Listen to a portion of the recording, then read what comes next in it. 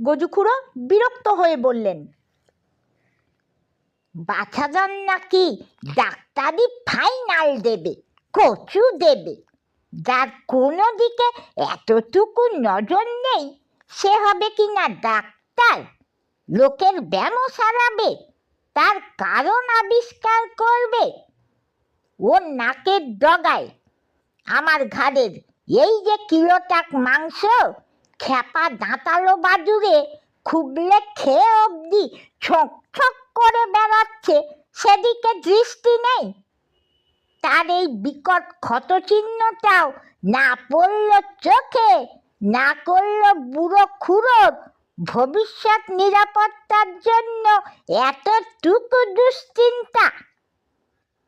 Police দিয়ে ওর ডাক্তারি পড়া বন্ধ করে দেওয়া উচিত।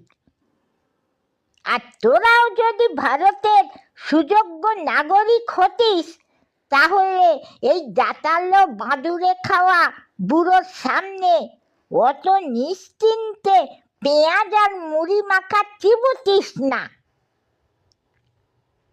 এদিকে মুড়ি মাখা শেষ। হ্যাপা ন্যাপা গুটে শুটে এ ওর মুখ চাওয়াচাই করছে। তারই মধ্যে ছর্দি বলে বসলো, দাঁতালো বাদুড় আবার কোত্থেকে এলো খুড়ো?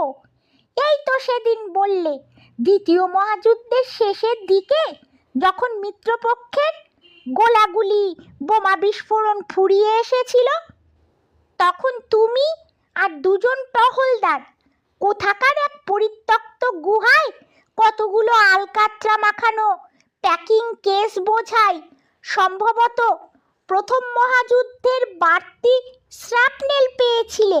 তাই রক্ষে সমস্ত লড়াইয়ের গতি তোমরা নাকি ফিরিয়ে দিয়েছিলে, নইলে মিত্রপক্ষের ট্যাফু বেরিয়ে যেত। হ্যাপা ন্যাপা গুটে শুটে নিঃশ্বাস বন্ধ করে বললে, শ্রাপনেল আবার কি? খুড়ো গেল চটে। তাও জানিস না? আবার বিজ্ঞানে পাস করার আশা রাখিস? আরে ওই যে সব ফালতু লোহা লক্করের টুকরো, মোর্চে ধরা নাট বল্টু, কবজা, পেরেক, এসব ছাইগাদা থেকে উদ্ধার করে এনে গোলাগুলির বদলে দ্বিচপুরে কামানের নলে, তারপর কামান দেগে মোক্ষম জায়গায় লক্ষ্য করে